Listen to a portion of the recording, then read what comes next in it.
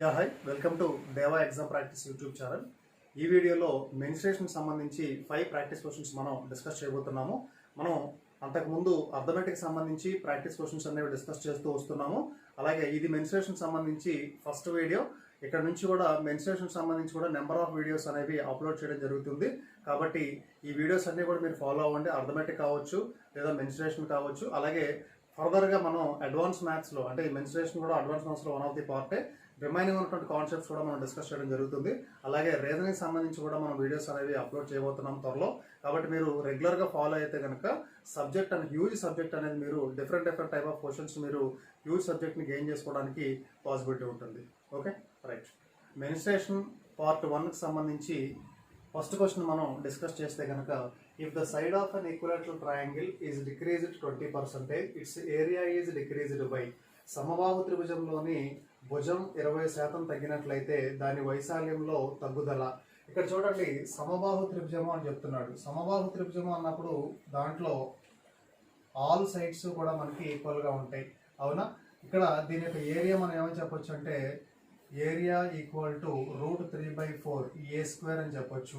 అయితే మనకి క్వశ్చన్లో ఎక్కడా కూడా సైడ్కి సంబంధించి ఇన్ఫర్మేషన్ ఇవ్వలేదు, అంటే సైడ్ యొక్క మెజర్మెంట్ ఏమీ చెప్పలేదు. బట్ సైడ్ అనేది పర్సంటేజెస్లో ఎంత డిక్రీజ్ అవుతుందో చెప్పాడు.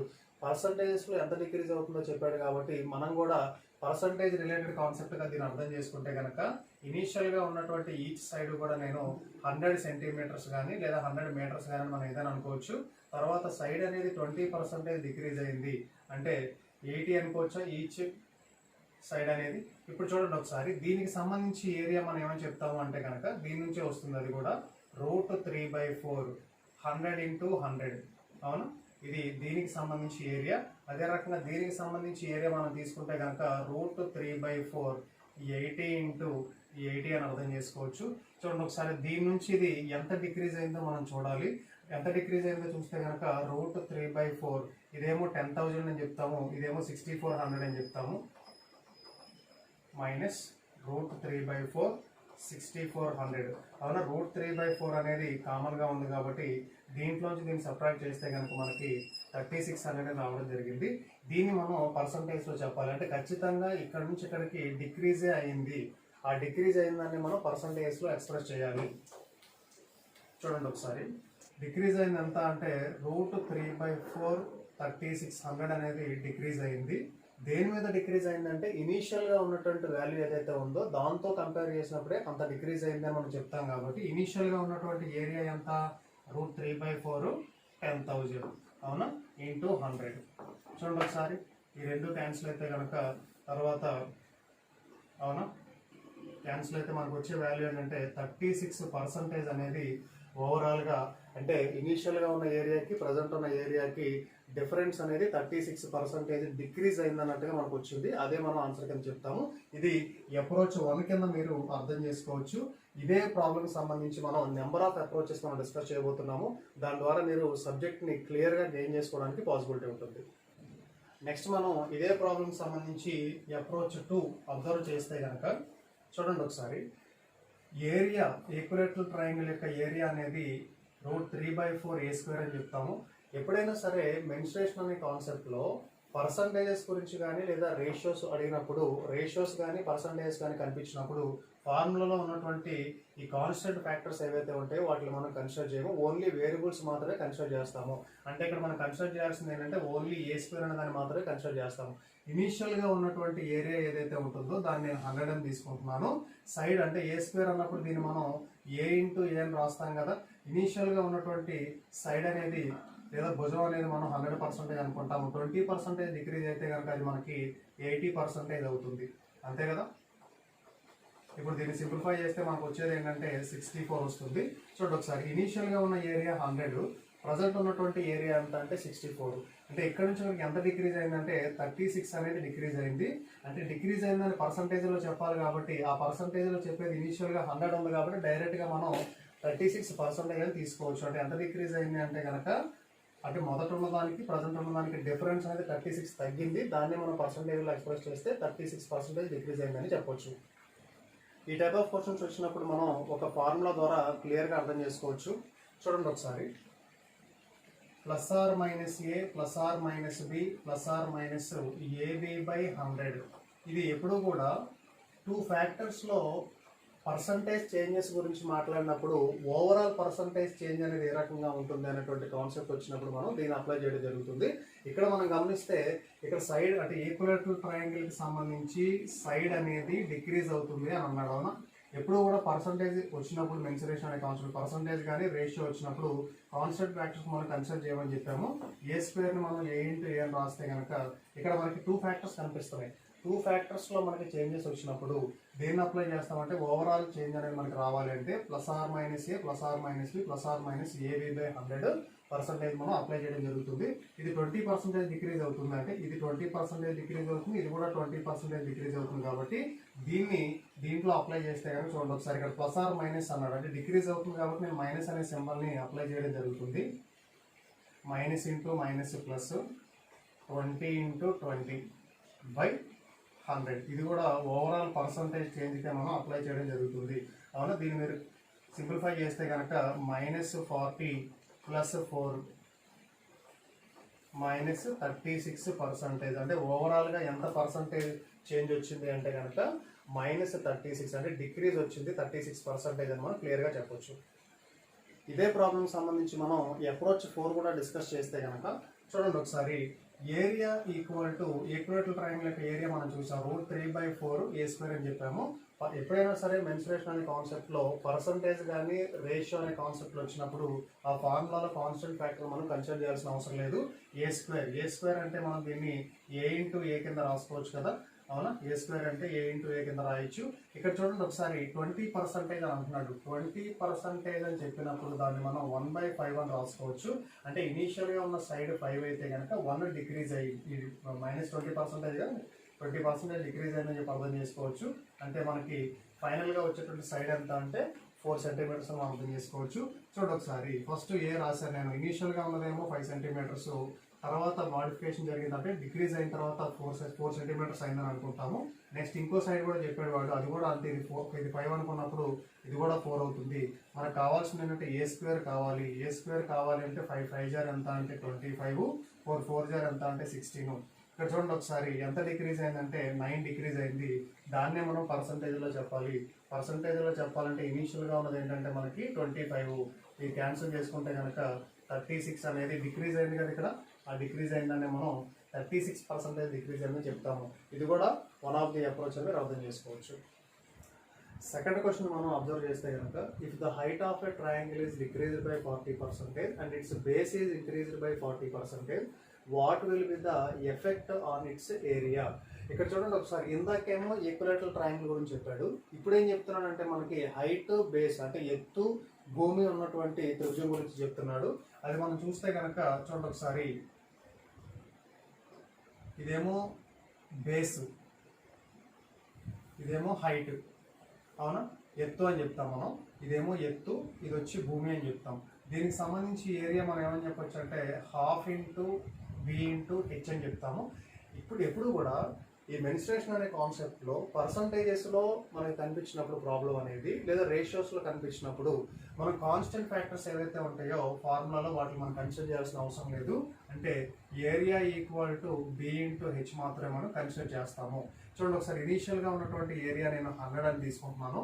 ఇప్పుడు ఇది ఇనీషియల్గా ఉన్నటువంటి బేస్ భూమి ఏదైతే ఉందో 100%, ఇది కూడా హైట్ అనేది కూడా 100% అని తీసుకుంటే కనుక ఇది 40% డిక్రీజ్ అయిందని చెప్తున్నాడు. అంటే ఎంత అవుతుందంటే మనకి 60% అవుతుంది. అదే రకంగా హైట్ అనేది 40% ఇంక్రీజ్ అయింది అని చెప్తున్నాడు. కాబట్టి దీన్ని మనం 140% అని రాసుకోవచ్చు. చూడండి ఒకసారి. దీన్ని సింప్లిఫై చేస్తే కనుక మనకు వచ్చేది ఏంటంటే 84 అనేది రావడం జరుగుతుంది. అంటే ఇనీషియల్గా ఉన్నటువంటి ఏరియా 100, ప్రజెంట్ ఉన్నటువంటి ఏరియా 84. ఎంత డిక్రీజ్ అయిందంటే 16 డిక్రీజ్ అయింది. 100 మీదే మనం చెప్తున్నాం కాబట్టి 16% డిక్రీజ్ అయిందని క్లియర్గా అర్థం చేసుకోవచ్చు. అంటే ఇనీషియల్గా 100 ఉంది, ప్రజెంట్ వచ్చి 84 ఉంది, 16 అనేది డిక్రీజ్ అయింది. కానీ మనం ఇనీషియల్గా ఉన్నది 100 కాబట్టి దాంతోనే కంపేర్ చేస్తే కనుక 16% డిక్రీజ్ అయిందని చెప్పేసి ఏరియా మనం చెప్పొచ్చు. దీన్ని మనం సెకండ్ అప్రోచ్ కూడా అబ్జర్వ్ చేస్తే కనుక ఒకసారి ఇందాక చెప్పినట్టుగానే మనకి 2% చేంజెస్ వచ్చినప్పుడు మనం ఈ ఫార్ములాని అప్లై చేసుకోవచ్చు. ఓవరాల్ పర్సంటేజ్ చేంజ్ అనేది మనం ఫైండ్ అవుట్ చేయబోతున్నాము. చూడండి సార్, ఫస్ట్ డిక్రీజ్ అన్నాడు. డిక్రీజ్ అంటే 2% చేంజెస్ కనబడుతున్నాయి. ఫస్ట్ మనకి డిక్రీజ్ అని చెప్పని, తర్వాత ఇంక్రీజ్ అని చెప్పని డైరెక్ట్గా ఈ రెండింటినే మనం ఇక్కడ అప్లై చేయడం జరుగుతుంది.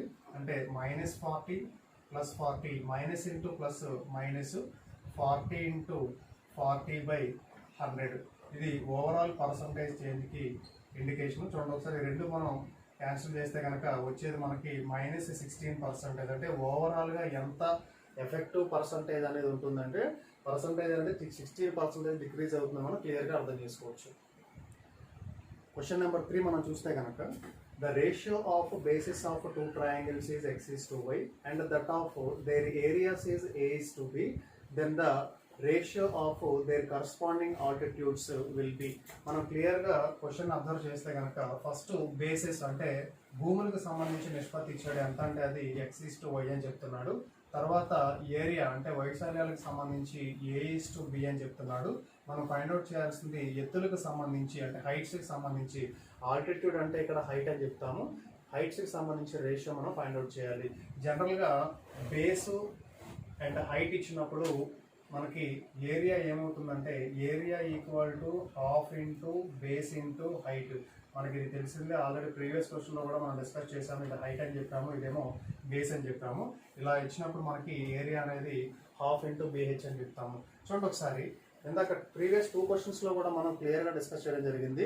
ఎప్పుడైనా సరే క్వశ్చన్ అనేది మెన్సురేషన్ అనే కాన్సెప్ట్లో పర్సంటేజెస్లో కానీ లేదా రేషియోస్లో కానీ ఇన్ఫర్మేషన్ ఇచ్చినప్పుడు మనం ఫార్ములాలో కాన్స్టెంట్ ఫ్యాక్టర్ ఏదైతే ఉంటుందో దాన్ని మనం కన్సిడర్ చేయాల్సిన అవసరం లేదు. అంటే area equal to B into H ఇది మాత్రమే మనం తీసుకుంటాము.